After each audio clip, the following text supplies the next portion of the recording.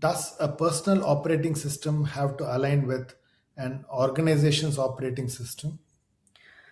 Well, actually, there's my co-founder has some really great ways of talking about this, but there's organizational developmental capacity in addition to there being team or individual levels. So most corporates are sitting within like the 3 to 3.5 range, and there are characteristics associated with that, like execution driven, profit driven, efficiency driven, and those are cultural attributes that I think we would associate with most corporate environments.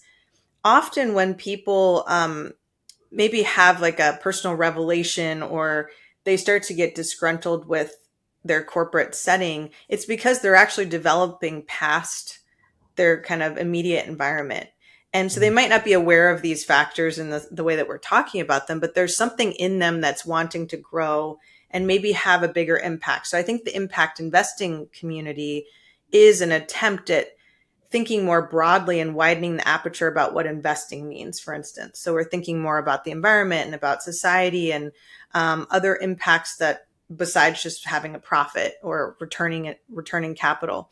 So I think these are people who in the finance community sort of evolved and said, hey, why aren't we thinking more in a more complex way about the ecosystem we're in?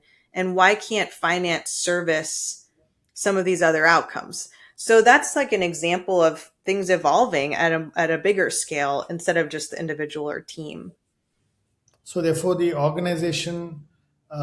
person outgrows the organization's operating system is what really. Yeah, yeah. I think it happens. And I've met plenty of people who just couldn't, they just couldn't take their corporate culture anymore. Just they felt like they wanted to grow past that and they needed to find a new opportunity. And that's a lot of times what leads people to start companies.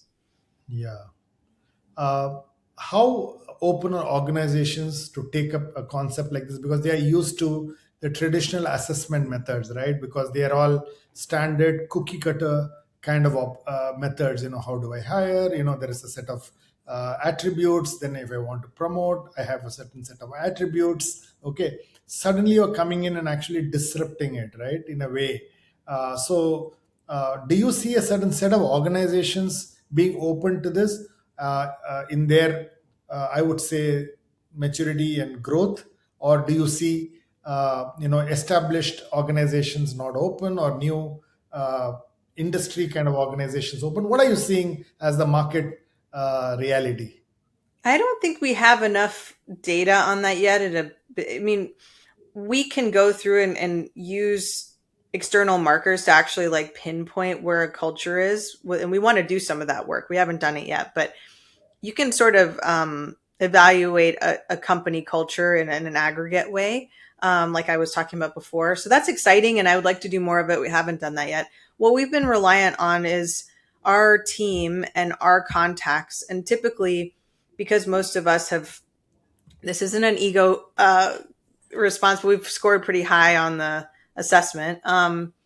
We tend to attract people who are also at those levels. I think that's just an intuitive kind of experience we're having. So we're looking for people within companies that have a higher level of development who see the value of this.